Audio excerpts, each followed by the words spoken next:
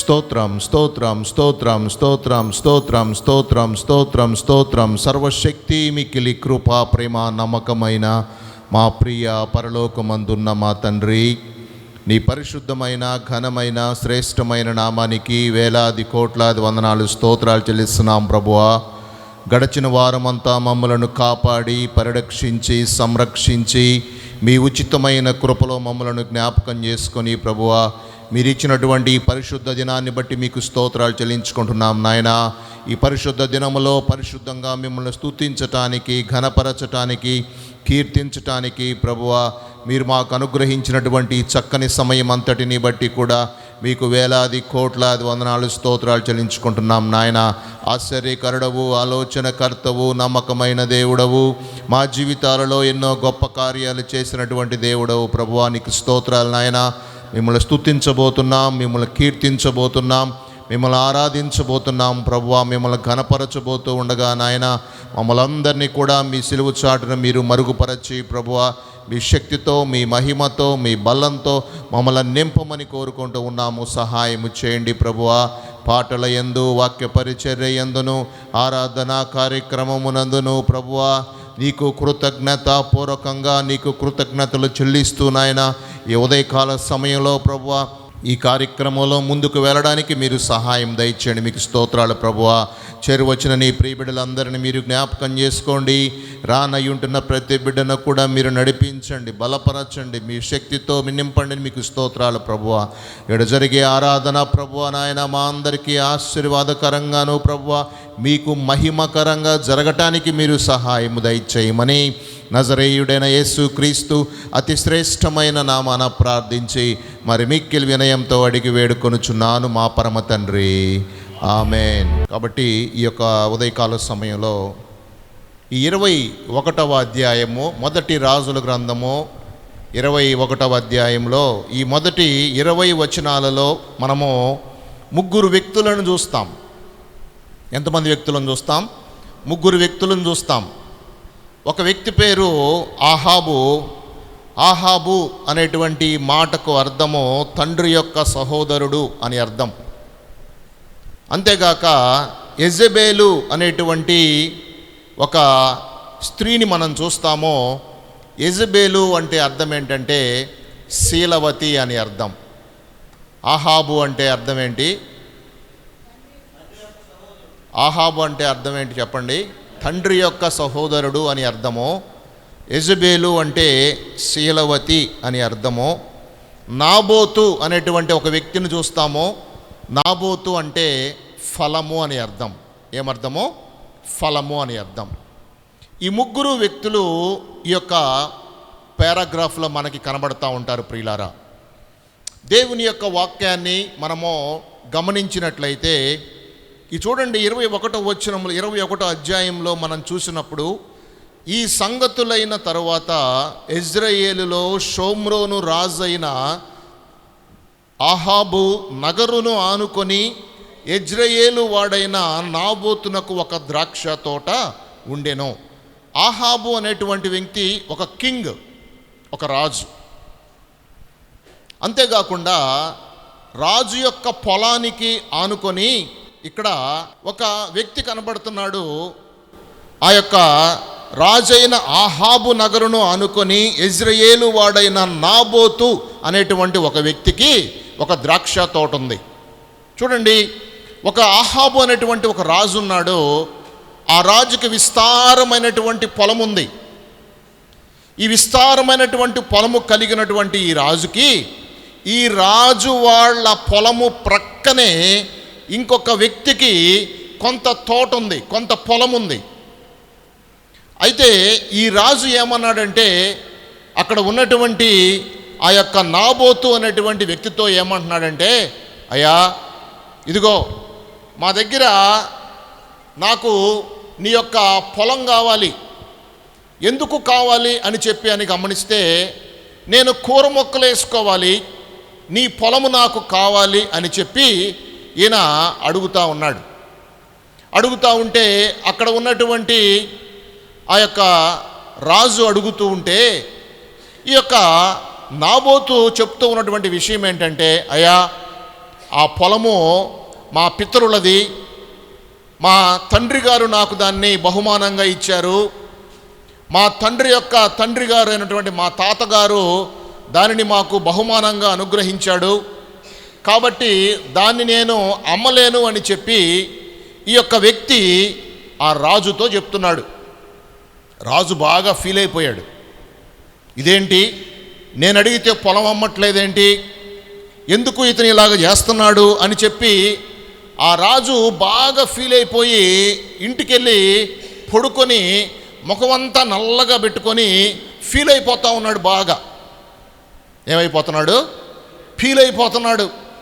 బాగా ఫీల్ అయిపోతూ ఉన్నటువంటి క్రమంలో ఆ రాజుగారి యొక్క భార్య వచ్చి అడుగుతుంది, ఏందయ్యా అట్టున్నావు, ఏమైందయ్యా నీకు, అనారోగ్యంగా ఉందా, ఏందయ్యా, ఏంది అట్టున్నావేంది, మొహం అంతా నల్లగా పెట్టుకొని కూర్చున్నావేంది అని చెప్పి అడుగుతూ అంది, అయ్యా కాళ్ళు కడుక్కో, చేతులు కడుక్కో, మొహం కడుక్కో, నేను నీకు అన్నం పెడతానయ్యా అని చెప్పి అంటుంది వాళ్ళ భార్య.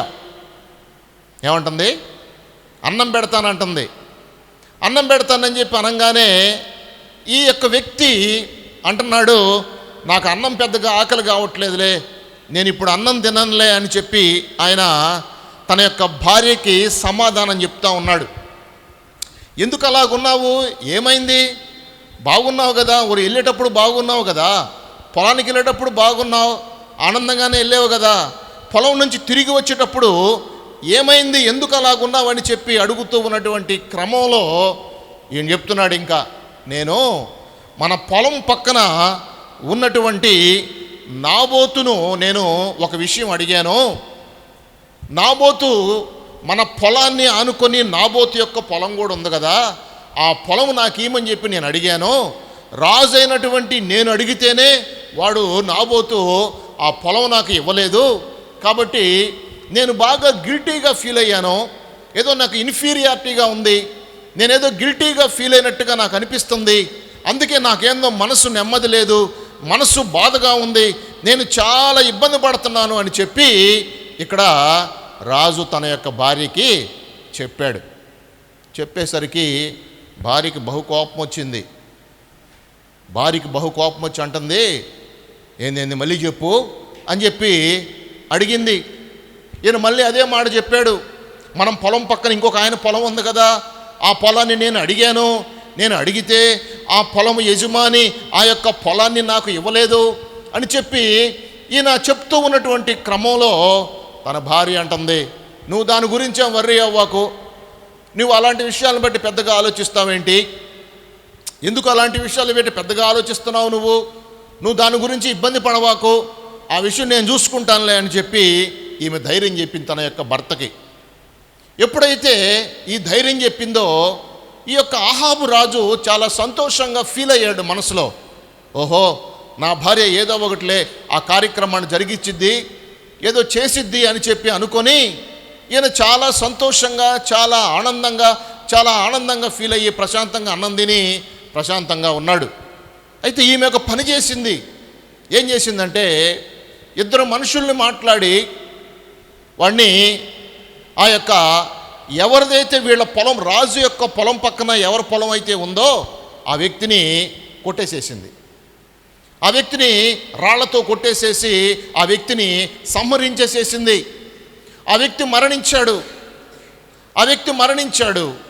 ఆ వ్యక్తి మరణించిన తర్వాత చాలా బాధపడ్డాడు. ఆ వ్యక్తి మరణించిన తర్వాత అక్కడ జరిగినటువంటి విషయం అంతా గమనించినట్లయితే ప్రియులారా, మనం చూసినప్పుడు చూడండి, ఆడ 13వ వచనంలో, అప్పుడు పనికి మారిన ఇద్దరు మనుషులు సమాజములో ప్రవేశించి అతను ఎదుట కూర్చుండి, నాబోతు దేవుని రాజును దూషించనని జనుల సమక్షమున నాబోతు మీద సాక్ష్యము పలుకగా వారు పట్టణము బయటికి అతనిని తీసుకొని పోయి రాళ్లతో కొట్టిరే. ఎందుకు కొట్టారంటే రాళ్లతో అతన్ని, నాబోతు అంట ఇక్కడ రాజుని దూషించనని జనుల పక్షమున నాబోతు మీద సాక్ష్యము పలుకగా వారు పట్టణము బయటికి అతనిని తీసుకొని పోయే రాళ్లతో కొట్టేసి సంహరించారు. పాపం నిజంగా ఒక అబద్ధ సాక్ష్యము ఆయన మీద మోపి ఎలాగోలాగా ఆ పొలాన్ని వారు స్వీకరించాలి, ఆ పొలాన్ని వారు స్వాధీనపరచుకోవాలి అనేటువంటి ఉద్దేశం కలిగి ఎలాగోలాగా దాన్ని ఆక్రమించుకోవాలి అనేటువంటి ఉద్దేశం కలిగి ఏం చేస్తున్నారంటే ఒక ఇద్దరు మనుషులను పెట్టించి ఈ యొక్క వ్యక్తిని సంహరించేసేశారు ప్రియులారా. పాపం ఆ వ్యక్తి నాబోతు అనేటువంటి వ్యక్తి మరణించాడు. ఏమీ తప్పు లేకుండానే, ఏ తప్పు చేయకుండానే ఒక అపాయమైనటువంటి స్థితి ఆయన మీదికి వచ్చినట్లుగా మనము దేవుని యొక్క వాక్య భాగంలో జ్ఞాపకం చేసుకుంటున్నాం. అయితే ఇంకొంత క్రిందికి మనం చదివినట్లయితే, నాబోతు రాతి దెబ్బల చేత మరణమాయనని వారు యెజెబెలునకు వర్తమానం పంపగా, నాబోతు రాతి దెబ్బల చేత మరణమాయనని యెజెబెలు విని, నాబోతు సజీవుడు కాడు, అతడు చనిపోయెను గనుక నీవు లేచి యెజ్రెయేలీయుడైన నాబోతు క్రయమునకు నీకియనొల్లకపోయిన అతని ద్రాక్ష తోటను స్వాధీనపరచుకొనుమని ఆహాబుతో చెప్పెను. అప్పుడు ఆమె చెప్తుంది, ఆహాబుతో, ఆ రాజుతో చెప్తుంది, తన యొక్క భార్య చెప్తుంది, ఏమండి ఇంక మీరు వర్రీ అవ్వాల్సినటువంటి అవసరం అంటూ ఏమి లేదు. నాబోతు చనిపోయాడు, నాబోతుని సంహరించేశాము, నాబోతు ఇంకా మనకి కనబడడు, కాబట్టి you have to occupy that place. నీవు దానిని స్వాధీనపరచుకోవచ్చు, నీవు దానిని ఆక్రమించుకోవచ్చు, నీవు ఆ ప్రదేశముని నీవు స్వాధీనపరచుకొని నీవు అక్కడ మనము దాన్ని ఆక్రమించుకోవచ్చు అనేటువంటి ఒక ఉద్దేశాన్ని, ఒక దురుద్దేశాన్ని కలిగినటువంటి ఈ యెజెబెలు యొక్క భర్త, వీరి ఇద్దరు కలిసి ప్రియులారా ఈ యొక్క నాబోతు అనేటువంటి వ్యక్తిని సంహరించేశారు. సరేనని చెప్పి క్రిందికి మనం చదివినట్లయితే చూడండి, అప్పుడు యెహోవా వాక్కు తిష్బీయుడైన ఏలియాకు ప్రత్యక్షమై ఇలాగు సెలవిచ్చెను, నీవు లేచి షోమ్రోనులోనున్న ఇశ్రాయేలు రాజైన ఆహాబును ఎదుర్కొనుటకు బయలుదేరుము. అతడు నాబోతు యొక్క ద్రాక్ష తోటలో ఉన్నాడు, అతడు దానిని స్వాధీనపరచుకొనబోయెను. నీవు అతన్ని చూచి ఇలాగూ ప్రకటించుము, నీ యెహోవా సెలవిచ్చినదేమనగా, నీవు స్వాధీనపరచుకొనవలనని నీవు నాబోతును చంపితివి కదా. యెహోవా సెలవిచ్చినదేమనగా, ఏ స్థలమందు కుక్కలు నాబోతు రక్తాన్ని నాకెనో ఆ స్థలమందే కుక్కలు నీ రక్తమును నిజముగా నాకునని అతనితో చెప్పెను. చూడండి, దేవుడు ఏం చెప్తున్నాడంటే ప్రియులారా, దేవుని యొక్క బిడ్డ అయినటువంటి ఇక్కడ మనం గమనించినట్లయితే ఏలియాకు దేవుడు ప్రత్యక్షమవుతున్నాడు. దేవుడు అన్నీ చూసేటటువంటి దేవుడు. ఏమండి, పిల్లి ఏమంటుందంట, పాలు తాగుతా అనుకుంటుందా? చెప్పిందని మీకు అంటుంటారా? ఓకే, సరే. పిల్లి ఏం చేస్తుంటుందంట, పాలు తాగుతూ కళ్ళు మూసుకుని తాగుద్దేమో పాలు. ఏమండి, కళ్ళు మూసుకొని తాగుద్ది అనుకుంటా పాలు. తాగేటప్పుడు అనుకుంటుందంట, నన్ను ఊరు చూడలేదే, ఇల్లు తలిపేస్తుంది, అందరు నిద్రపోతున్నారు, ప్రశాంతంగా పాలు తాగిపోదాంలే అని చెప్పి ఈ యొక్క పిల్లి అనుకుంటుందంట.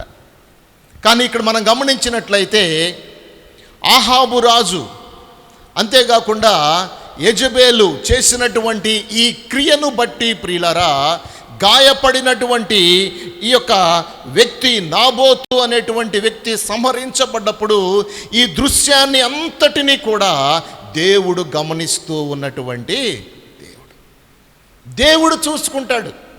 దేవుడు చూసి ఏమంటున్నాడంటే, ప్రవక్తకు ఆ మాట చెప్తున్నాడు. ప్రవక్తకు ఏం చెప్తున్నాడంటే, అయ్యా ఇదిగో ఏలియా, నీవు బయలుదేరి త్వరగా వెళ్ళు, ఎందుకంటే ఇదిగో ఆ యొక్క ఆహాబు అనేటువంటి ఆ వ్యక్తి ఈ యొక్క నాబోతు యొక్క తోటలో, ద్రాక్ష తోటలో నిలబడి ఉన్నాడు, నీ వెళ్ళి ఆహాబుకి ఈ మాట చెప్పు అని చెప్పి ఆయన్ని ఏలియా ప్రవక్తను త్వరగా పంపిస్తూ ఉన్నట్లుగా మనము దేవుని యొక్క వాక్య భాగంలో జ్ఞాపకం చేసుకుంటూ ఉన్నాం ప్రియులారా.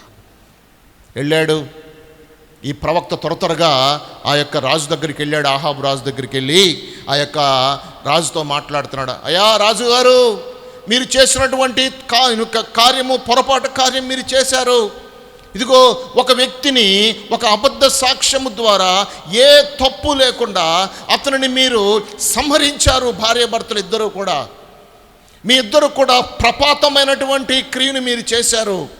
మీ ఇద్దరు కూడా దేవునికి వ్యతిరేకమైనటువంటి క్రియను చేశారు.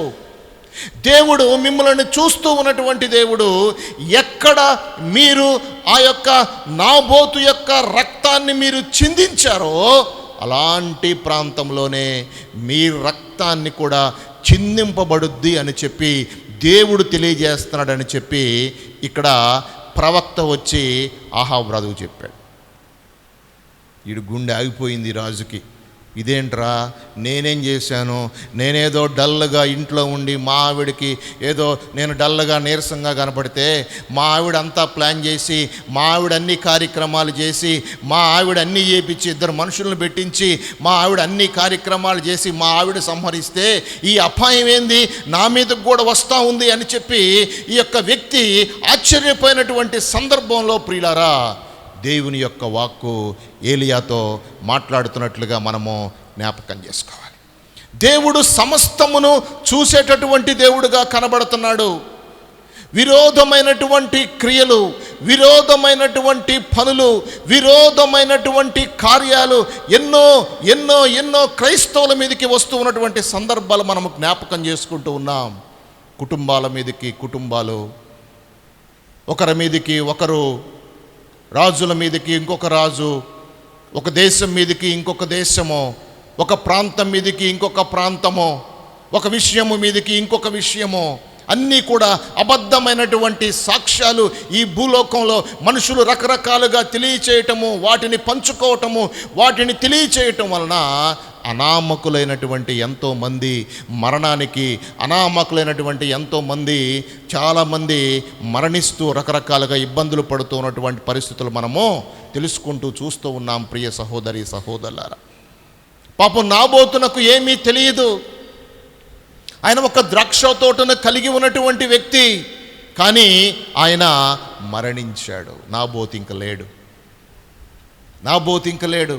కానీ నాబోతు మరణించాడు అన్నటువంటి విషయాన్ని దేవుడు చూశాడు. కాబట్టి దేవుడు చెప్తూ ఉన్నటువంటి మాట ఏంటంటే, ఎక్కడైతే నాబోతు మరణించాడో, ఎక్కడైతే మీరు నాబోతును సంహరించారో, ఎక్కడైతే మీరు నాబోతుకి వ్యతిరేకంగా మీరు ఇలాగా అతని ప్రాణాన్ని తీయటానికి మీరు చూశారో, అదే ప్రాంతంలో మీరు కూడా అలాంటి భయంకరమైనటువంటి స్థితిలోనికి మీరు వెళ్తారని చెప్పి ఆ మాట పలకటానికి కూడా అంత ఇబ్బందికరంగా ఉన్నట్లుగా నేను మీకు జ్ఞాపకం చేస్తున్నాను. ఏ స్థలమందు కుక్కలు నాబోతు రక్తము నాకెనో, ఆ స్థలమందే కుక్కలు నీ రక్తమును నిజముగా నాకునని అతనితో చెప్పెను. ప్రియులారా, ఎందుకు తెలియజేస్తా ఉన్నానంటే, ఈ యొక్క మాటలు మనం గమనించినట్లయితే విరోధమైనటువంటి శక్తులు ఎన్నో మనము ఈ భూలోకంలో చూస్తూ ఉంటాం. విపరీతమైనటువంటి మనస్సాక్షి కలిగినటువంటి వారు దేవుని ఆజ్ఞలను వ్యతిరేకించి దేవుని యొక్క ఆలోచనలోనికి వారికి రాకుండా దేవుని యొక్క చిత్తానికి వ్యతిరేకంగా నివాసము చేస్తూ ఎన్నో పన్నాగాలు, ఎన్నో కార్యాలు, ఎన్నో కుతంత్రాలు, ఎన్నో పోరాటాల మధ్య ఈ దినాల ప్రతి మనిషి కూడా వెళ్తున్నట్లుగా నేను మీకు జ్ఞాపకం చేస్తా ఉన్నాను. ప్రియ సహోదరి సహోదరులారా, మానవుల మీదకి ఎన్నో రకాలైనటువంటి పోరాటాలు, ఆస్తుల కోసము తగాదాలు, ధనము కోసము తగాదాలు, ఏదో సంపాదించుకుందాం, ఏదో సాధించుకుందాం అన్నట్లుగా ప్రియ సహోదరి సహోదరులారా, అన్నదమ్ముల మధ్య తగాదాలు, లేదా అక్క చెల్లెండ్రి మధ్య తగాదాలు, సంతోషంగా ఉండవలసినటువంటి కుటుంబాలు చిన్నాభిన్నమైపోతున్నట్టుగా నేను మీకు జ్ఞాపకం చేస్తున్నాను. కారణం ఏంటంటే, ఆ తుచ్చమైనటువంటి ధనము కొరకు ఏదో ఏదో ఏదో ఏదో సంపాదిద్దామన్నటువంటి ఆలోచనలతో ప్రియ సహోదరి సహోదరులారా, ఇతరులను స్వాధీనపరచుకోవాలన్నటువంటి ఆలోచన కలిగి మనుషులు రకరకాలైనటువంటి పోరాటాలు పోరాడుతున్నట్లుగా నేను మీకు జ్ఞాపకం చేస్తున్నాను. తనని కాని దానిని తను స్వాధీనపరచుకోవాలని చెప్పి అనుకున్నాడు ఈ యొక్క ఆహాబు రాజు. తనకు కావలసినటువంటిది కాదు, కానీ అది తనది కానటువంటి ఆ యొక్క స్థలమును కావాలని చెప్పి ఈయన ఎంతగానో ప్రణాళిక సిద్ధం చేసినట్లుగా నేను మీకు జ్ఞాపకం చేస్తున్నాను. ప్రియ సహోదరి సహోదరులారా, అవునండి, మనము కూడా ఎన్నో రకాలైనటువంటి పోరాటాల్లో మనము జీవిస్తూ ఉంటాం. మనకు చెందవలసిన దానిని, మనకు రావలసిన దానిని మన కుటుంబీకులు మన దగ్గర నుంచి తీసుకుంటూ, మనకు తెలియకుండా ఆక్యుపై చేసుకుంటూ, మనకు తెలియకుండా సంతకాలు పెట్టించుకొని, మనకు తెలియకుండా మన ఆస్తి, మనకు రావలసినటువంటి వస్తువులు, మనకు రావలసినటువంటి స్థలాలు, మనకు రావలసినటువంటి పొలాలు, మనకు రావలసినటువంటి ఏమైనా సరే ప్రియ సహోదరి సహోదరులారా, మీరు కూడా రకరకాలైనటువంటి ఆ యొక్క మార్గాల ద్వారా వెళుతూ ఉన్నట్లుగా కూడా నేను మీకు జ్ఞాపకం చేస్తూ ఉన్నాను. కానీ దేవుడు అవన్నీ కూడా చూసేటటువంటి దేవుడు అటన్నిటికీ కూడా ప్రతిఫలాన్ని దయచేసేటటువంటి దేవుడు ప్రియ సహోదరి సహోదరులారా. అందుకే పరిశుద్ధ గ్రంథంలో మనం గమనించినట్లయితే ఎంత పోరాటమో, ఎంత విరోధమో దేవుని బిడ్డల మీదకి వచ్చినప్పటికీ కూడా, వీరు ఈ మనిషిని సంహరించినప్పటికీ కూడా దేవుడు చూస్తూ ఉండి దేవుడు పలికినటువంటి మాటను మనం ఆ యొక్క గ్రంథంలో జ్ఞాపకం చేసుకోవచ్చు. అదేవిధంగా ప్రియ సహోదరి సహోదరులారా, ఒకవేళ మీకు విరోధముగా రకరకాలైనటువంటి పన్నాగములు ఒకవేళ మనుషులు పండుతూ ఉన్నప్పటికీ కూడా, రోమిలకు రాసిన పత్రికలో భలే చక్కని మాట ఉంటుందండి. చూడండి, రోమా పత్రిక 8వ అధ్యాయము 31వ వచనాన్ని మనము చదివినట్లయితే, ఇట్లుండగా ఏమందుము, దేవుడు మన పక్షమున ఉండగా మనకు విరోధి ఎవరున్నారు మన పక్షాన? దేవుడు మన పక్షాన నిలబడుతున్నాడు. దేవుడు మన పక్షాన ఉండి గొప్ప కార్యము చేయాలని ఆలోచన కలిగి ఉన్నాడు. దేవుడు మన పక్షాన యుద్ధం చేస్తాడు. దేవుడు మన పక్షాన నిలబడి మనకున్నటువంటి అస్వస్థతను తీసివేస్తాడు. దేవుడు మన పక్షాన నిలబడి మనకు రావలసినటువంటి ప్రతి ఈవిని కూడా దేవుడు మనకు తీసుకొచ్చే దేవుడుగా కనబడుతూ ఉన్నాడు ప్రియ సహోదరి సహోదరులారా. అబ్రహాము జీవితంలో ప్రియులారా, ఇస్సాకు జీవితంలో, యాకోబు జీవితంలో, యాకోబుకి ఉన్నటువంటి ఆ యొక్క 12 మంది కుమారుల విషయాల్లో అయితేనేమి, ఇంకా అలాగ మనము చూస్తూ ఉన్నప్పుడు ప్రవక్తల విషయాలలో ఇర్మియా ప్రవక్త, యెషయా ప్రవక్త, ఇలాగ ప్రవక్తల జీవితాల్లో మనం గమనించినట్లయితే దేవుడు వారి పక్షాన ఉండి యుద్ధము చేసినట్లుగా మనము దేవుని యొక్క వాక్య భాగంలో జ్ఞాపకం చేసుకోవచ్చు ప్రియులారా. దేవుడు మన పక్షాన నుండి యుద్ధాన్ని జరిగించేవాడు. దేవుడు మన పక్షా నుండి యుద్ధము చేసేటటువంటి దేవుడుగా కనబడుతున్నాడు. పరిశుద్ధ గ్రంథంలో మనం గమనించినట్లయితే, ఇట్లుండగా ఏమందుమో, దేవుడు మన పక్షమును ఉండగా మనకు విరోధి ఎవడు? దేవుడు మన పక్షాన ఉన్నాడు. మన పక్షాన ఉన్నటువంటి దేవుడు మనకు తోడు. ఆయన ఇమ్మానుయేలు దేవుడుగా కనబడుతున్నట్లుగా మనము జ్ఞాపకం చేసుకోవాలి. ఆయన మనకు తోడుగా ఉన్నాడు. మోషే వాళ్ళందరూ కూడా ప్రయాణం చేస్తూ ఎర్ర సముద్రం దగ్గరికి వచ్చిన తర్వాత మనుషులందరూ కూడా, ఇశ్రాయేలు ప్రజలందరూ కూడా మోషేని ఎంతగానో రకరకాలుగా మాట్లాడుతూ ఉన్నారు. మోషే చాలా చురుకైన స్వభావం కలిగినటువంటి వాడు. మోషే చాలా జ్ఞానం కలిగినటువంటి వాడు. ఎవరైనా ఏదన్నా మాట అంటే మోషేకి చాలా కోపం వస్తూ ఉంటుంది ప్రియులారా. ఆ ఇశ్రాయేలు ప్రజలందరూ కూడా మోషేను రకరకాలుగా బాధ పెడుతున్నారు.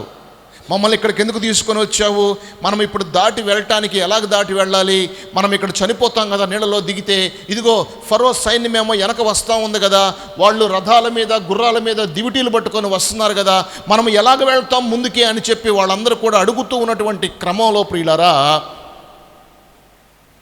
మోషే దేవునితో మాట్లాడటం ప్రారంభించాడు. దేవునితో మాట్లాడటం ప్రారంభించి దేవుని అడుగుతున్నాడు, అయ్యా ఇదిగో మేము ఎలాగ దాటిపోవాలి ప్రభువా ఈ ప్రాంతాన్ని అని చెప్పి అడుగుతూ ఉన్నప్పుడు దేవుడు అంటున్నాడు, నన్ను ఎందుకు అడుగుతున్నావు మోషే, నువ్వు నీకు తెలియదా అన్నట్లుగా అని, నీ చేతిలో ఏముంది అని అంటే, నా చేతిలో కర్ర ఉందయ్యా అని చెప్పేసి అని అన్నాడు.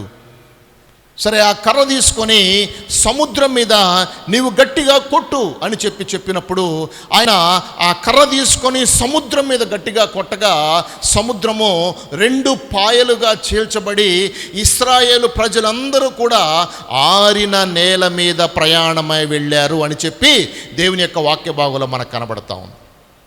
ఎంతో సమస్య వచ్చింది వాళ్ళందరికీ. వారి యొక్క మార్గములో ఎంతో ఇబ్బంది వచ్చింది. వారి యొక్క ప్రయాణములో ఎంతో అవరోధం వచ్చింది. వారి యొక్క నడకలో ఎంతో అవరోధం వచ్చినప్పుడు వెంటనే దేవుడు ఆ విషయంలో మోషేను గమనించి మోషేకి చెప్పినప్పుడు ప్రియులారా, దేవుడు చెప్పిన విధంగా చేయటం వల్ల మోషే ఆ యొక్క పరిస్థితి నుంచి బయటకు వచ్చినట్లుగా, ఇశ్రాయేలు ప్రజలందరూ కూడా ఆరిన నేల మీద నడుస్తూ ముందుకు వెళ్ళినట్లుగా, దేవుడు వారికి సహాయము చేసినట్లుగా మనము జ్ఞాపకం చేసుకుంటూ ఉన్నాం. ఇలాగ చెప్పటం మొదలు పెడితే, దేవుడు చేసినటువంటి అద్భుత ఆశ్చర్య కార్యాలు చెప్పటం మొదలు పెడితే, ఈ పరిశుద్ధ గ్రంథంలో మనము ఎన్నో విషయాలను జ్ఞాపకం చేసుకోవచ్చు. 5 రొట్టెలు 2 చిన్న చేపలను ఎంతమందికి పంచిపెట్టాడు? 5,000 మందికి పంచిపెట్టాడు. ఇంకెన్ని మిగిలినవి? 12 కంపలు మిగిలినవి. నిజంగా మనం గమనించినట్లయితే ఇలాంటి అద్భుతములు, ఆశ్చర్య కార్యములు, ఎన్నో విషయాలను మనము దేవుని యొక్క వాక్య భాగంలో జ్ఞాపకం చేసుకోవచ్చు ప్రియులారా. అందుకే మనం ఇక్కడ చూసినప్పుడు దేవుడు మన పక్షాన ఉండగా మనకి విరోధి ఎవరు అని మనము జ్ఞాపకం చేస్తున్నాం. దేవుడు మన పక్షాన ఉన్నాడు, దేవుడు మన పక్షాన ఉంటాడు. ఎన్నో సమస్యల్లో, ఎన్నో ఇరుకుల్లో, ఇబ్బందుల్లో, కష్టాల సమయాలలో దేవుడు మన పక్షాన ఉండే దేవుడుగా కనబడుతున్నట్లుగా నేను మీకు జ్ఞాపకం చేస్తూ ఉన్నాను. మన యొక్క ప్రయాణాల్లో మీకు గుర్తుందిగా, మణిపూర్ ప్రయాణం గుర్తుందిగా మీకు? మణిపూర్ నుంచి వస్తూ ఉన్నాం బస్సులో. ఎవరైతే మణిపూర్ ప్రాంతం వెళ్ళామో అప్పుడు వాళ్ళు ముగ్గురు మొన్న కలిసాం, మొన్న ఇటీవల కలిస్తే వాళ్ళు అంటున్నారు, అన్నా అలా విషయం గుర్తుందా నీకు అని చెప్పి అడుగుతున్నారు. ఏ విషయం ఏందని చెప్పని అంటున్నా నేను. అదే మణిపూర్ విషయం. ఏమైంది అంటే, అదేనన్నా బస్సులో గుండె మళ్ళీ జల్లుమంది. ఏమైందిరా మణిపూర్ విషయం అని చెప్పి అంటే, మణిపూర్ నుంచి మేము ప్రయాణమై వస్తూ ఉన్నాం, గౌహతి వస్తూ ఉంటే బస్సులో వస్తున్నాం. ఇంకా గౌహతి ఒక 10 కిలోమీటర్ల గౌహతి చేరతామని అనగా సాయంకాలం 5 గంటలకు చీకటి పడింది. చీకటి పడేసరికి బస్సు సడన్గా ఆపాడు డ్రైవరు. ఏందిరా బస్సు ఆపాడు అని చెప్పి చూస్తూ ఉంటే ఒక 10 మంది బస్సులోకి ఎక్కారు. బస్సు చుట్టూ కూడా ఒక 10 మంది గన్నులు పట్టుకొని నిలబడి ఉన్నారు. లోపలికి ఎక్కారు. ఎవరైనా సరే మిలిటరీ వాళ్ళు ఉన్నారా అని చెప్పి వాళ్ళ భాషలో అడుగుతూ ఉన్నాడు. ఎవరు లేరండి అని చెప్పి చెప్తా ఉన్నాడు. సరేనని చెప్పి, ఎక్కడికి పోతున్నారు మీరు, ఏం పోతున్నారు, ఎక్కడికి పోతున్నారు అని చెప్పి 2-3 అడిగాడు. లేడీస్ని, మగవాళ్ళని అడిగాడు. అడిగి క్రిందికి దిగి ఇంకా డ్రైవర్తో మాట్లాడుతున్నాడు. ఏంటి ఈ బస్సును మేము కాల్ చేయమంటావా, లేకపోతే ఏదైనా నువ్వు చేస్తావా అని చెప్పి అడుగుతూ ఉన్నాడు. అడుగుతూ ఉంటే డ్రైవరు, అయ్యా వాళ్ళందరూ గౌహతి వెళ్ళేవాళ్ళయ్యా, వాళ్ళు చనిపోతే చాలా ఇబ్బంది జరుగుద్దయ్యా అని చెప్పి డ్రైవరు కొంచెంసేపు డిస్కషన్ పెడుతున్నాడు. మేమిద్దరం, నేను విజయ్ ఇలా కూర్చొని ఉన్నాము. ఇక్కడ పెద్ద ఆయన క్రిస్టాఫర్ గారు ఇటు కూర్చొని ఉన్నాడు. ఇంకా ఆయన ఇటు కూర్చొని మొహం మామూలుగా ఏడు ఉంటుంది కదా మొహం, ఆయన మొహం ఏడకొచ్చింది. ఏంది అంకుల్ అని చెప్పంటే, అసలు నువ్వు మాట్లాడొద్దు ఈ టైంలో నాతో. అసలు ఎట్టబెట్టాడంటే మొహము, ఇప్పుడు ఇది ఏమన్నా అయితే నాకు ఎవరయ్యా దిక్కు ఈడ, నా భార్య, పిల్లలు, మనవరాళ్ళు అందరూ ఆడున్నారయ్యా. మొహంతా సాగదీసి ఇట్ట పెట్టి మొహాన్ని చూస్తూ ఉన్నాడు. ఇట్ట తలకాయ ఇట్టు ఉంచుకొని తలకాయ పైకి కూడా లేప. నిజంగా అది భయంకరమైనటువంటి పరిస్థితి ప్రియులారా. అదే ఆ రోజు ఏదైనా సరే ఇన్సిడెంట్ జరిగినట్లయితే ఈరోజు మనం ఇక్కడ నిలబడి ఇలాగ ప్రభు సన్నిధిలో కలుసుకునే వాళ్ళము కాకపోయి ఉండొచ్చు. కానీ దేవుడు మన పక్షాన ఉన్నాడు, దేవుడు మా పక్షాన ఉన్నాడు. మేము వెళ్ళింది కూడా దేవుని పని మీద వెళ్ళాము.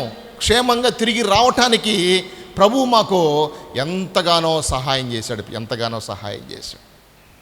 స్టిల్ ఇప్పటికీ కూడా ఎన్నో ప్రయాణాలు మనం చేస్తూ ఉంటాం.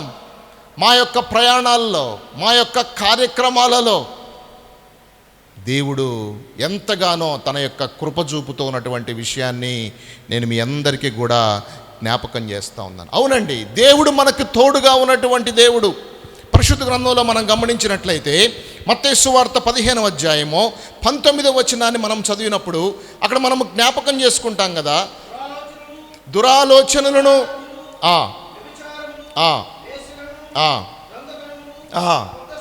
అబద్ధ సాక్ష్యమును దేవదూషణలు హృదయములో నుండియే వచ్చును. ఇవే మనుష్యుని అపవిత్రపరచును గాని చేతులు కడుగు కొనక భోజనము చేయుట మనుష్యుని అపవిత్రపరచదు. మనుష్యుణ్ణి అపవిత్రపరిచేటటువంటి కొన్ని క్రియలు ఉన్నాయి. ఆ క్రియలను మనం అక్కడ చదివినట్లయితే మనము జ్ఞాపకం చేసుకోవచ్చు. మనుషులని పవిత్రంగా ఉన్నటువంటి మనిషిని అపవిత్రపరుస్తూ ఉన్నాయి. దావీదు జీవితాన్ని అపవిత్రపరచినాయి. యేసు ప్రభు జీవితాన్ని కూడా అపవిత్రపరచాలని ఎంతగానో సాతాను వాడు ప్రయత్నం చేశాడు కానీ ఎక్కడ కూడా యేసుక్రీస్తు ప్రభువారు అవకాశం ఉన్నట్లుగా దేవుని యొక్క వాక్య భాగంలో మనం జ్ఞాపకం చేసుకోవచ్చు. ప్రియ సహోదరి సహోదరులారా, అందుకే ఆ అపవిత్రతలోనికి మనం వెళ్ళకుండా ఉండటానికి దేవుడు మనకు సహాయం చేస్తాడు. అంతేకాకుండా మనం చూసినట్లయితే మత్తయి సువార్త 26వ అధ్యాయము 59 అక్కడ 60 వచనాలు మనం చదివినట్లయితే, ప్రధాన యాజకులను మహాసభ వారందరూ యేసుని చంపవలెనని ఆయనకు విరోధముగా అబద్ధ సాక్ష్యము వెదకుచుండిరి. కానీ అబద్ధ సాక్షులు అనేకులు వచ్చినను సాక్ష్యమేమియో దొరకలేదు. ఎన్ని అబద్ధ సాక్ష్యాలు చూశారో యేసయ్య కోసం, యేసయ్య కొరకు, యేసయ్యని సంహరిద్దామని ఎన్ని అబద్ధ సాక్ష్యాలు చూశారో ప్రియులారా. యేసయ్యను మట్టు పెడదామని, యేసయ్యని ఏదో ఒక విధంగా ఆయన్ని సిలువకు అప్పగిద్దామని, ఏదో ఒక విధంగా ఆయన రకరకాలుగా చిన్నాభిన్నం చేద్దామని చెప్పి ఎన్నో అబద్ధ సాక్ష్యాలు చెప్పడానికి ప్రయత్నం చేసినప్పటికీ కూడా ప్రియులారా, దేవుని యొక్క మాటలు మనం గమనించినట్లయితే అబద్ధ సాక్షులు అనేకులు వచ్చినను సాక్ష్యమేమియో దొరకలేదు. ఏమి సాక్ష్యం దొరకలే యేసు ప్రభు మీద. ఆయన ఏ పొరపాటు కూడా చేయనటువంటి దేవుడు, పాపము లేనటువంటి దేవుడు. ఆయన సత్యము, మార్గము, ఆయన ఒక మంచి దేవుడు, పరిశుద్ధమైనటువంటి దేవుడుగా ఈ భూలోకంలో నివాసము చేసినట్లుగా మనం చూస్తున్నాం. అయినప్పటికీ కూడా ప్రియులారా, కిందికి మనం చదివితే, వీడు దేవాలయమును పడగొట్టి 3 దినములలో దానిని కట్టగలనని చెప్పాను అనిరి. ప్రధాన యాజకుడు లేచి, నీవు ఉత్తరమేమీ చెప్పవా, వీరు నీ మీద పలుకుచున్న సాక్ష్యమేమని అడుగగా యేసు ఊరకుండెను. అందుకు ప్రధాన యాజకుడు ఆయనను చూచి, నీవు దేవుని కుమారుడవైన క్రీస్తువైతే ఆ మాట మాతో చెప్పుమని జీవము గల దేవుని తోడని నీకు ఆనబెట్టుచున్నానని చెప్పినప్పుడు, అందుకు యేసు, నీవన్నట్టే ఇది మొదలుకొని మనుష్య కుమారుడు సర్వశక్తుని కుడి పార్శ్వమున కూర్చునుటయు ఆకాశ మేఘారుడై వచ్చుటయు మీరు చూతురని చెప్పగా, ప్రధాన యాజకుడు తన వస్త్రము చింపుకొని, వీడు దేవదూషణ చేయుచున్నాడు, మనకిక మనుషు సాక్షులతో పని ఏమి, ఇదిగో ఈ దూషణ మీరిప్పుడు విన్నారు, మీకేమి తోచుచున్నది అని అడిగాను. అందుకు వారు, వీడు మరణమునకు పాత్రుడు అనిరి. అప్పుడు వారు ఆయన ముఖము మీద ఉమ్మి వేసి ఆయనను గుద్దిరి. కొందరు ఆయనను అరచేతులతో కొట్టి, క్రీస్తు నిన్ను కొట్టిన వాడెవడో ప్రవచింపుము అని చెప్పారండి. నిజంగా గమనించినట్లయితే యేసుక్రీస్తు ప్రభువారి మీద ఒక అబద్ధ సాక్ష్యాన్ని మోపుతున్నారు. అబద్ధాలను మనుషులు, అక్కడ ఉన్నటువంటి శాస్త్రులు, పరిసయ్యులు, ఇశ్రాయేలీయులు, అక్కడ ఉన్నటువంటి ఖైదీలు, రకరకాల వ్యక్తులందరూ కూడా యేసయ్య మీద అబద్ధ సాక్ష్యం పలుకుతున్నారు, అబద్ధాన్ని మోపుతున్నారు. ఆయన మీద చేయనటువంటి దాన్ని చేసినట్టుగా మోపుతూ ఉన్నటువంటి క్రమంలో ప్రియులారా, ఎన్ని అబద్ధ సాక్ష్యాలు మోపినప్పటికీ కూడా ఆయనలో తప్పు ఎక్కడ కూడా కనబట్టలేదు. కానీ చివరికి ఆయనను సిలువ వేశారు. ఏ నేరము కనిపించకపోయినప్పటికీ కూడా బరబ్బా దొంగను విడుదల చేయాలి, యేసయ్యని సిలువ వేయాలి అని చెప్పి ఆయనను సిలువకెక్కించినట్లుగా నేను మీకు జ్ఞాపకం చేస్తా ఉన్నాను. అవునండి, క్రీస్తు ప్రేమ నుండి మనలను ఎడబాపు వాడేవాడు. ఇందాక మనం చదివాం కదా, ఆ మాట మనం కొంత క్రిందికి చదువుకుందాం. చూడండి, పరిశుద్ధ గ్రంథంలో మనం చూసినట్లయితే ఇందాక రోమీలకు రాసిన పత్రిక 8వ అధ్యాయము 30వ వచనం క్రిందికి మనం చదువుదాం. తన సొంత కుమారుని అనుగ్రహించుటకు వెనుతీయక మన అందరి కొరకు ఆయనను అప్పగించిన వాడు ఆయనతో పాటు సమస్తమును మనకెందుకు అనుగ్రహింపడు? దేవుని చేత ఏర్పరచబడిన వారి మీద నేరము మోపువాడెవడు? నీతిమంతులుగా తీర్చువాడు దేవుడే, శిక్ష విధించువాడెవడు? చనిపోయిన క్రీస్తు యేసే. అంతేకాదు మృతుల్లో నుండి లేచిన వాడును, దేవుని కుడిపార్శ్వమున ఉన్నవాడును, మన కొరకు విజ్ఞాపన చేయువాడు ఆయనే. క్రీస్తు ప్రేమ నుండి మనలను ఎడబాపువాడు ఎవడు? యేసయ్య ప్రేమ నుంచి మనల్ని ఎడబాపేది ఎవరండి? శ్రమ మిమ్మల్ని ఎడబాపుతుందా? అప్పులు మిమ్మల్ని ఎడబాపుతున్నాయా? బిజీ స్కెడ్యూల్స్ మిమ్మల్ని ఎడబాపుతున్నాయా? పనులు మిమ్మల్ని ఎడబాపుతున్నాయా? ఏమిటి మిమ్మల్ని క్రీస్తు ప్రేమ నుంచి ఎడబాపేది ఏంటి? ఫోన్లు మిమ్మల్ని ఎడబాపుతున్నాయా? పిల్లలు మిమ్మల్ని ఎడబాపుతున్నారా? సమయము మిమ్మల్ని ఎడబాపుతుందా అని చెప్పి గమనించుకోవలసిన పరిస్థితి ఈ దినాల్లో ఉంది. క్రీస్తు ప్రేమ నుంచి మనలను ఎడబాపు వాడెవడు? కిందికి మనం చదివితే శ్రమ అయినను, బాధ అయినను, హింస అయినను, కరువైనను, వస్త్రహీనత అయినను, ఉపద్రవమైనను, ఖడ్గమైనను మనలను ఎడబాపునా. ఇందును గూర్చి వ్రాయబడినదేమనగా, నిన్ను బట్టి దినమెల్లా మేము వధించబడిన వారము, వధకు సిద్ధమైన గొర్రెలమని మేము ఎంచబడిన వారము అయినను మనలను ప్రేమించిన వాని ద్వారా మనము వీటన్నిటిలో అత్యధిక విజయాన్ని మనము పొందుచూ ఉన్నామన్న విషయం మనము జ్ఞాపకం చేసుకోవాలి. చూసారా, మనము విజయాన్ని పొందుతున్నాం. వేటిలో విజయాన్ని పొందుతున్నామో తెలుసా? ఆడ మనం గమనించినట్లయితే శ్రమలో విజయము, బాధలో విజయము, హింసలో విజయము, కరువులో విజయము, వస్త్రహీనతలో విజయము, ఉపద్రవములో విజయము, ఖడ్గములో విజయము, వీటన్నిటి మీద విజయాన్ని సాధించినటువంటి నజరేయుడైనటువంటి యేసు క్రీస్తును మనము కలిగి ఉన్నాము. కాబట్టి ప్రియులారా, వాటి మీద విజయాన్ని దయచేసే శక్తి సామర్థ్యాలు కలిగినటువంటి దేవుడు మన దేవుడు. శ్రమ వచ్చిందా మీకు? ఉపద్రవం వచ్చిందా? కరువు వచ్చిందా? లేకపోతే ఏదైనా సరే బాధ మీకు కలిగిందా? లేదా వస్త్రహీనత మీకేమైనా వచ్చిందా? ఉపద్రవాలు వచ్చినాయా అని చెప్పి మనం అడిగినట్లయితే ప్రియ సహోదరి సహోదరులారా, మనకు ఉన్నటువంటి శ్రమలు పెద్ద శ్రమలేం కాదు. మనము అదే పెద్ద శ్రమ అనుకున్న మనం భలే ఫీల్ అయిపోతూ ఉంటాం. అలవాడు రాజు ఫీల్ అయిపోయినట్టు. మనకు వచ్చే శ్రమ పెద్ద శ్రమేం కాదు. అది మనకున్నటువంటి దాన్ని పెద్ద శ్రమేం కాదు. మనము దాన్ని పెద్ద శ్రమగా మనము తీసుకుంటున్నాం కాబట్టి అది పెద్ద శ్రమలా కనపడుతుంది ప్రియులారా. ఎందుకంటే యేసయ్య ప్రేమ వాటన్నిటినీ కూడా జయించినటువంటి ప్రేమగా మనకి ఇక్కడ కనబడతా ఉంది. శ్రమ వచ్చిందండి, మాకు ఇబ్బంది వచ్చిందండి, మాకు కరువు వచ్చిందండి, మాకు అప్పుల బాధలు ఎక్కువైపోయినాయండి, మేము ఏం చేయాలో మాకు అర్థం కావట్లేదండి, మాకు కష్టం వచ్చిందండి, మాకు చాలా బాధ వచ్చిందండి అని చెప్పి ఒకవేళ నీవు అలాంటి పరిస్థితుల్లో ఉన్నావని చెప్పి నీవు అనుకుంటున్నట్లయితే ప్రియులారా, క్రీస్తు ప్రేమ నుండి నిన్ను ఎడబాపువాడు ఎవడు అని చెప్పి దేవుని యొక్క వాక్య భాగంలో మనం చదువుతున్నాం. యేసయ్య ప్రేమ నీ కొరకుంది. నీ కరువును మించినటువంటి ప్రేమ, నీ శ్రమను మించినటువంటి ప్రేమ, నీ విపత్తును మించినటువంటి ప్రేమ, నీ విపద్రవాన్ని మించినటువంటి ప్రేమ, అన్నిటినీ అందరినీ మించినటువంటి, అన్నిటికీ తాళునది, అన్నిటికీ ఓర్చుకునేది యేసయ్య ప్రేమ ఒక్కటే అన్న విషయాన్ని మనము జ్ఞాపకం చేసుకోవాలి. దేని గురించి మనం ఆలోచిస్తూ ఉన్నాం? యేసయ్య ప్రేమ ముందు, యేసయ్య యొక్క త్యాగం ముందు అన్నీ కూడా దిగదుడిపే అన్న విషయాన్ని నేను మీకు తెలియజేస్తా ఉన్నాను ప్రియులారా. అందుకే ఇక్కడ మనం క్రిందికి మనం గమనించినట్లయితే చూడండి, వీటన్నిటిలో 38 మరణమైనను, జీవమైనను, దేవదూతలైనను, ప్రధానులైనను, ఉన్నవి అయినను, రాబోవునవైనను, అధికారులైనను, ఎత్తైనను, లోతైనను, సృష్టింపబడిన మరి ఏదైనను మన ప్రభువైన క్రీస్తు యేసునందలి దేవుని ప్రేమ నుండి మనలను ఎడబాప నెరవని రూఢిగా నమ్ముతున్నాడు. దేవుని ప్రేమ నుంచి నిన్ను ఎడబాపేవాళ్ళు ఎవరు? ఏమండి, ఈ మాటలో మనం చదువుతున్నప్పుడు దేవుని ప్రేమ నుంచి మనలను ఎడబాపేవాళ్ళు ఎవరు?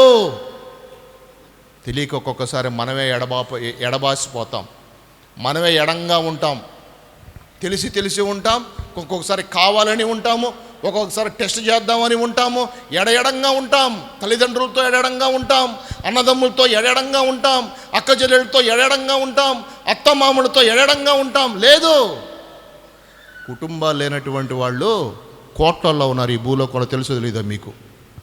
కుటుంబాలు లేనటువంటి వాళ్ళు కోట్లల్లో ఉన్నారండి.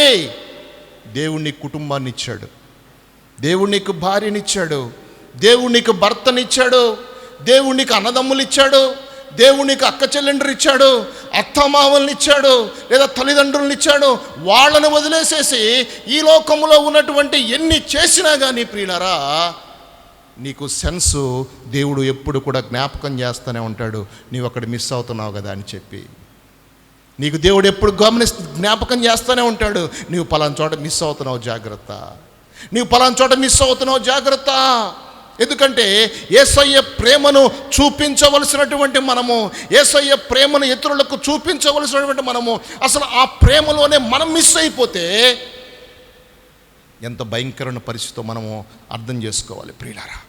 అందుకే ఇక్కడ యేసయ్య ఇక్కడ పౌలు గారు చెప్తున్నారు కదా, మిమ్మల్ని క్రీస్తు ప్రేమ నుంచి ఎడబాపేది ఎవరు?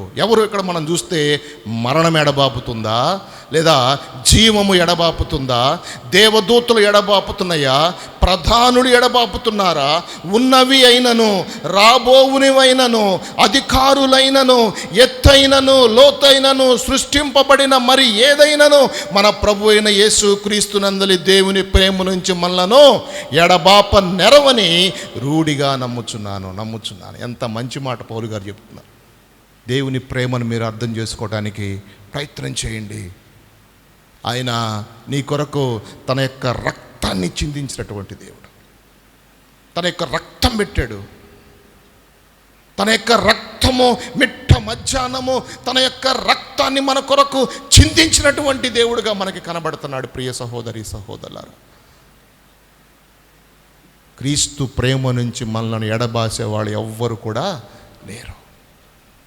అధికారులైనా, ఇంకా ఎవరైనా అధికారులైనా, మరణమైనా, ఇంకా ఏమైనా సరే, దేవదూతలైనా, ప్రధానులైనా సరే ప్రియులారా, ఇంకా సృష్టింపబడినవి ఏవైనా, ఇంకా రాబోయే అయినా, ఉన్నవి అయినా,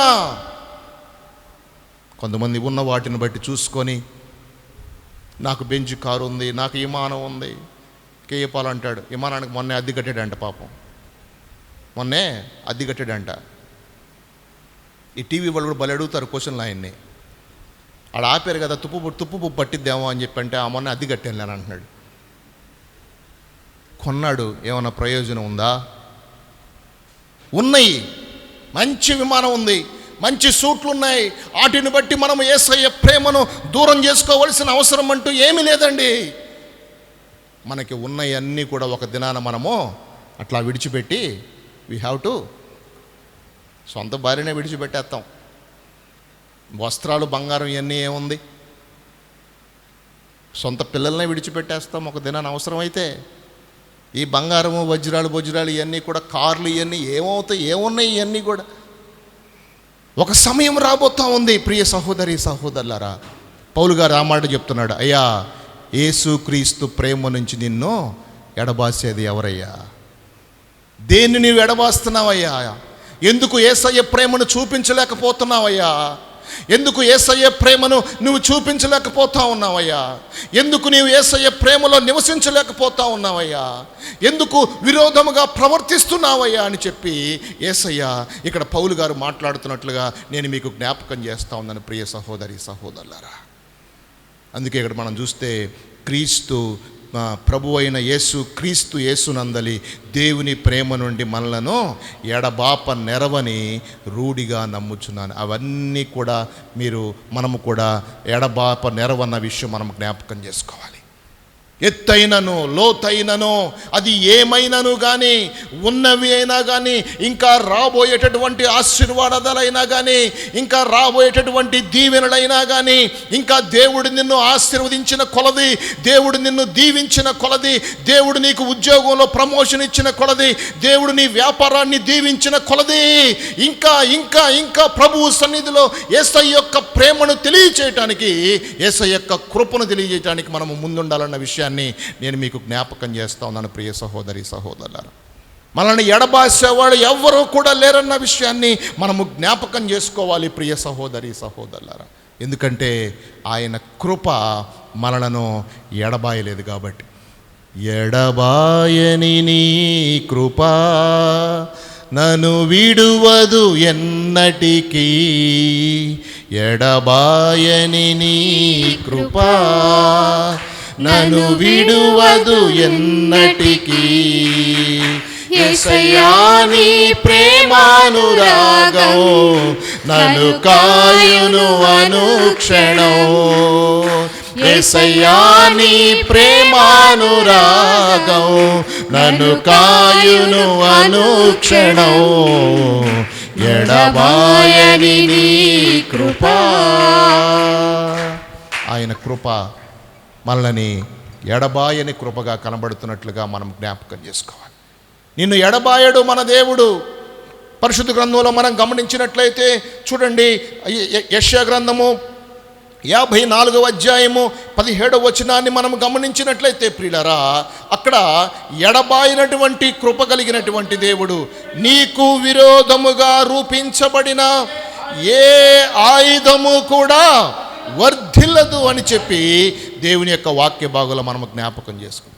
నీకు విరోధముగా రూపించబడినటువంటిది ఏదైనా సరే, నీకు విరోధముగా ఉన్నటువంటి నీ అస్వస్థత కావచ్చు, నీకు విరోధముగా ఉన్నటువంటి నీ పరిస్థితులు కావచ్చు, నీకు విరోధముగా ఉన్నటువంటిది ఏది ఏది ఏది ఏదైనా సరే ప్రియ సహోదరి సహోదరులారా, అది నెరవేరదు అన్న విషయాన్ని దేవుని యొక్క వాక్య భాగంలో మనం జ్ఞాపకం చేసుకుంటూ ఉన్నాం.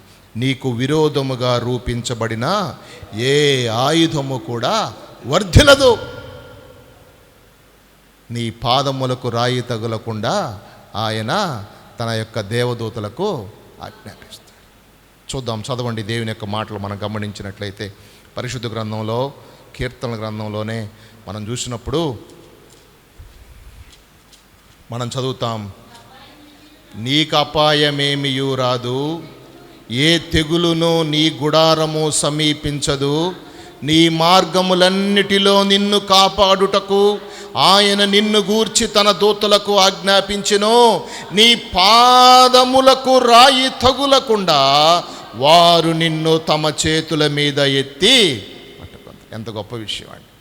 నీ పాదాలకు రాయి తగులకుండా కాపాడేటటువంటి దేవుడు, నీ పాదాలకు రాయి తగులకుండా కాపాడుతాడు, చిన్న గాయం అవ్వకుండా కాపాడుతాడు, నీ ప్రయాణాల్లో నిన్ను కాపాడుతాడు, నీ యొక్క ఉద్యోగంలో నిన్ను కాపాడుతాడు, నీ యొక్క పరిసర ప్రాంతాల్లో నిన్ను కాపాడుతాడు. ఇలాగా కాపాడుతూ నిన్ను రక్షిస్తూ నిన్ను బలపరుస్తూ ఉన్నటువంటి మన దేవుణ్ణి ప్రియులారా, ఆయన ప్రేమ నుంచి మనం ఎప్పుడు కూడా ఎడబాయకూడదు. ఎన్నో ఎడబాయొచ్చు. We are the temporary people in this world అన్న విషయం నువ్వు జ్ఞాపకం చేసుకోవాలి. అంతే కదండి, మనం టెంపరరీగా ఈ భూలోకంలో ఉంటాం, టెంపరరీగా నివాసం చేస్తాం. టెంపరరీ వస్త్రాలు, టెంపరరీ బంగారము, టెంపరరీ వెహికల్స్, టెంపరరీ భూమి. ఒక దినాన దేవుడు వచ్చే సమయంలో ఈ భూమంతా కూడా లయమైపోతున్నట్లుగా మనం జ్ఞాపకం చేసుకోవాలి. ఈ భూమంతా కూడా చాపలాగా చుట్టబడుద్దన్న విషయం మనము పరిశుద్ధ గ్రంథంలో, ప్రకటన గ్రంథంలో మనం జ్ఞాపకం చేసుకుంటాం ప్రియులారా. కానీ మనం మాత్రమే, మన యొక్క ఆత్మ మాత్రమే దేవుని దగ్గరికి వెళ్ళిపోతాం. కాబట్టి ఈ యొక్క మధ్యాహ్న కాల సమయంలో ఆయన నిన్ను గూర్చి తమ చేతుల మీద తన దూతలకు ఆజ్ఞాపించును, నీ పాదములకు రాయి తగులు, వారు నిన్ను తమ చేతుల మీద ఎత్తి పట్టుకొందురు. నీవు సింహమును నాగుపాములను త్రొక్కెదవు, కొదమ సింహములను భుజంగములను అణగద్రొక్కెదవు. సింహాలను ఏందంట, దాని ముందు ఏంది, సింహాలంట. అసలు మామూలుగా కాక్రోచ్ని చూస్తేనే, అసలు అందుకు బల్లిని చూస్తేనే ఏమండి, నా దేశం ఒక ఆయన అన్నాడు, బల్లి కనపడేసరికి ఎగిరి మంచం మీద ఎక్కి నిలబడ్డాడు. కింద బల్లి కనపడితే ఎగిరి మంచం మీద ఎక్కి నిలబడ్డాడు. ఏందండి బల్లి అంటే, అమ్మ నా బలిమయం అండి బల్లి అంటే, అది పడితే అశుభం అండి అని అన్నాడు. ఏంది అశుభం అంట అని అన్నాడు. నాకు భలే ఆశ్చర్యం వేసింది. ఇంత మనిషివి 6 అడుగులు ఎత్తుంటివయ్యా, 90 కేజీలు 80 కేజీలు ఉంటివి కదయ్యా, ఆ బల్లి ఏం చేసిద్దయ్యా, అది నీ షూ కింద పడి నలిగిపోయింది కదయ్యా ఆ బల్లి అని అంటే, అమ్మో నాకు బలి భయం అండి ఆ బల్లి అంటే. ఇక్కడ దేవుని యొక్క వాక్యం ఏం చెప్తుంది, నీవు సింహములను నాగుపాములను త్రొక్కెదవు, కొదమ సింహములను భుజంగములను అణగద్రొక్కెదవు. దేవుడు ఆ శక్తిని మనకు దయచేసేటటువంటి దేవుడు, అణగద్రొక్కగలిగే సామర్థ్యాన్ని దేవుడు దయచేసేటువంటి దేవుడుగా మనకు కనబడుతున్నట్లుగా మనము జ్ఞాపకం చేసుకుందాం. కాబట్టి ప్రియులారా, ఆయన మనలను ఎడబాసేవాడు కాదు, పోరాటాలలో ఎడబాసే దేవుడు కాదు. మన మీదకి వచ్చే పోరాటాలన్నిట్లో కూడా దేవుడు మనకు తోడుగా ఉన్నాడన్న విషయాన్ని మనం జ్ఞాపకం చేసుకోవాలి. అందుకే మత్తయి సువార్త లేదా యోహాను సువార్త 10వ అధ్యాయము 28వ వచనాన్ని మనం చదువుకుందాం. 2-3 మాటలు చదువుకొని మన మాటలు ముగిద్దాం. యోహాను సువార్త 10వ అధ్యాయము 28వ వచనం మనం చదువుదాం.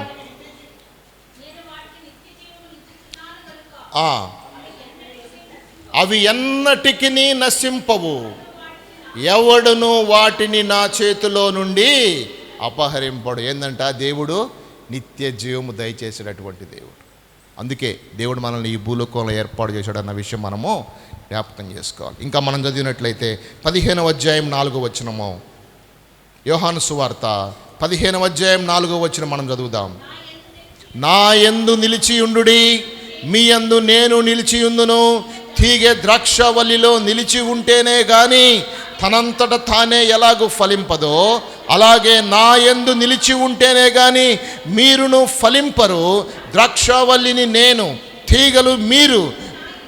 ఎవడు నా యందు నిలిచియుండునో, నేను ఎవని యందు నిలిచియుందునో వాడు బహుగా ఫలించును. మనము నిలిచి ఉండాలి, దేవుని యందు నిలిచి ఉండాలి. ఫలించాలి అని అంటే దేవుని దగ్గర మనము నిలిచి ఉన్నటువంటి బిడ్డలుగా మనము నివాసం చేయాలి. అంతేకాకుండా ముందు చదివినట్లయితే 17వ అధ్యాయము 23వ వచనాన్ని మనం చదువుకుందాం.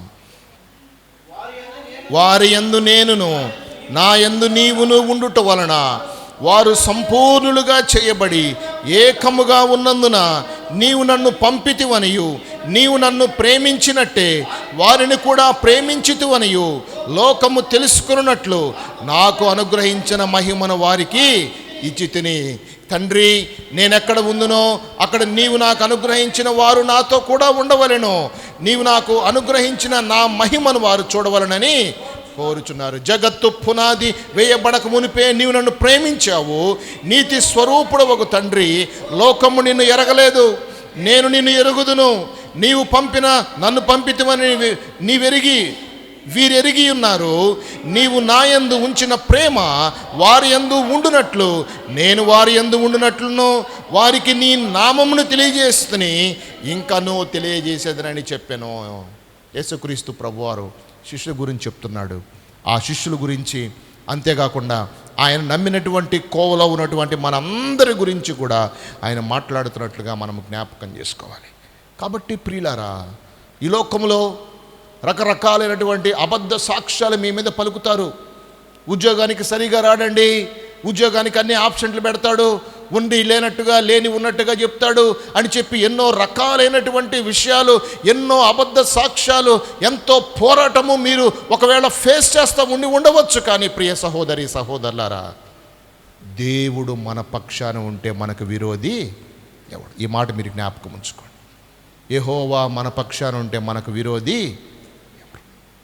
మనకు విరోధి అంటే ఎవరు కూడా లేకుండా ప్రభు మనకు అన్ని విషయాల్లో సహాయం చేస్తాడు. దేవుడు సహాయం చేస్తాడు. ఎక్కడ బలహీనమైపోవాల్సిన అవసరం లేదు, కృంగిపోవాల్సిన అవసరం లేదు. ఎలాంటి పరిస్థితులు, కరువు, రకరకాలైనటువంటి ఇబ్బందులు వచ్చినప్పటికీ కూడా ప్రియులారా, మనము బలహీనమైపోవలసిన అవసరం అంటే ఏమి లేదు. మన దేవుడు మనకు అన్ని విషయాల్లో సహాయకారిగా ఉన్నాడు. కాబట్టి ప్రార్థన చేసుకుందాం. అందరూ పెదవులు తెరిచి ప్రార్థన చేయండి. ప్రభువా, నీవు చూస్తున్నటువంటి దేవుడవు, నీవు బలపరుస్తూ ఉన్నటువంటి దేవుడు, నీవు కృప చూపినటువంటి దేవుడు. అయా, నువ్వు సహాయము చేయి ప్రభువా. దేవా, నీ సహాయం మాకు దయచేయి ప్రభువా. మాకున్నటువంటి శారీరక సమస్యలు, మాకున్నటువంటి అస్వస్థత మీరు దూరపరచండి. మాకున్న బలహీనతలు తీసివేయండి ప్రభువా. మాకున్నటువంటి అనారోగ్యాన్ని తీసివేయండి ప్రభువా. మాకున్నటువంటి దుఃఖాన్ని పారద్రోలండి ప్రభువా. మాకున్నటువంటి లేజినెస్ను మీరు తీసివేయండి ప్రభువా. అయా, యేసు నామములో అవన్నీ కూడా దూరపరచండి ప్రభువా అని చెప్పి మనం ప్రార్థించినప్పుడు ప్రియులారా, దేవుడు మనతో మాట్లాడుతున్నాడు.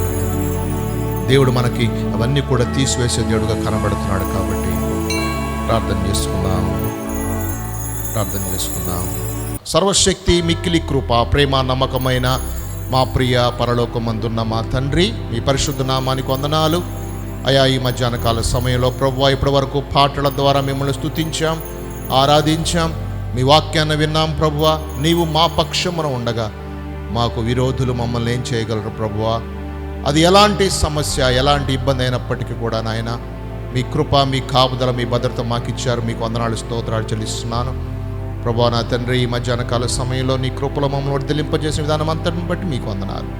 పేరు పేరున మమ్మల్ని నాయన మీ కృపలో జ్ఞాపకం చేసుకుంది, మీకు స్తోత్రాలు ప్రభువా. అయ్యా నా తండ్రి, మీ బిడ్డలందరి గృహాలకు వెళ్ళుచుండగా వారి ప్రయాణం అంతట్లో మీరు సహాయం దయచేయండి, మీకు స్తోత్రాలు ప్రభువా. నా తండ్రి, మరలా ఈ వారంలో మరలా నా తండ్రి శుక్రవారము, అలాగే ముందు దినాల్లో ప్రభువా 40 దినాల ఉపవాస కార్యక్రమాల్లో మేము పాలు పొందబోచు ఉండగా దేవా మా అందరికీ మీరు సహాయం దయచేయండి. ఇప్పటి నుంచే మేము ప్రిపరేషన్ కలిగి ఉండటానికి కూడా మీ కాపుదలు మాకు దయచేయండి ఆయన. ఉద్యోగాలు చేస్తున్న పురుషులు, స్త్రీలు నాయన, వారి గర్భఫలాలను బట్టి, చిన్న బిడ్డలు, యవనస్తులు, పురుషులందరిని బట్టి ప్రార్థిస్తున్నాం ప్రభువా. మీ సహాయ సహకారాలు మెండుగా అందరికీ దయచేసిన ఆయన. మరలా వచ్చే వారం కలుసుకునేంత వరకు మీ దేవదూతల కాపుదలు దయచేయమని, ఈ వారం అంతట్లో కూడా నాయన మాకు తోడునీడుగా ఉండి మమ్మల్ని బలపరిచి, మమ్మల్ని దీవించి, ఆశీర్వదించి ప్రభువా నాయన. నా తండ్రి, మాకు, మా కుటుంబాలకు మేము ఆశీర్వాదకరంగాను ఎంతోమందికి దీవెనకరంగా ఉండే కృపదయ చేస్తారని ప్రత్యేకమైనటువంటి దీవెనలతో నింపుమని యేసుక్రీస్తు నామమున ప్రార్థించి వేడుకొనుచున్నాను పరమ తండ్రి. ఆమేన్, ఆమేన్. పరలోకమందున్న మా తండ్రి, నీ నామం పరిశుద్ధపరచబడునుగాక, నీ రాజ్యము వచ్చునుగాక, నీ చిత్తము పరలోకము నెరవేరినట్లు భూమి మీద నెరవేరునుగాక. మా అనుదిన ఆహారం నేడు మాకు దయచేయము. మా ఎళ్ళ అపరాధం చేసిన వారిని క్షమించిన ప్రకారం మా అపరాధాలు క్షమించు. మమ్మల్ని శోధనలోని తేక దుష్టుని తప్పించుము. ఎందుకంటే రాజ్యము, మహిమ, బలము నిరంతరము నీవై ఉన్నావు తండ్రి. ఆమేన్, ఆమేన్. మన పరమ తండ్రి అయిన దేవుని ప్రేమ, ప్రభు అయిన యేసుక్రీస్తు వారి యొక్క కృప, పరిశుద్ధాత్ముని యొక్క అన్యోన్య సహవాసము, సంతోషము, సమాధానము, ఐక్యత ఇది మొదలుకొని మనకు, మన కుటుంబాలకు, ఈ లోక పరిశుద్ధులందరికీ సదాకాలము తోడయుండి నడిపించి, దీవించి, బలపరచునుగాక. ఆమేన్, ఆమేన్.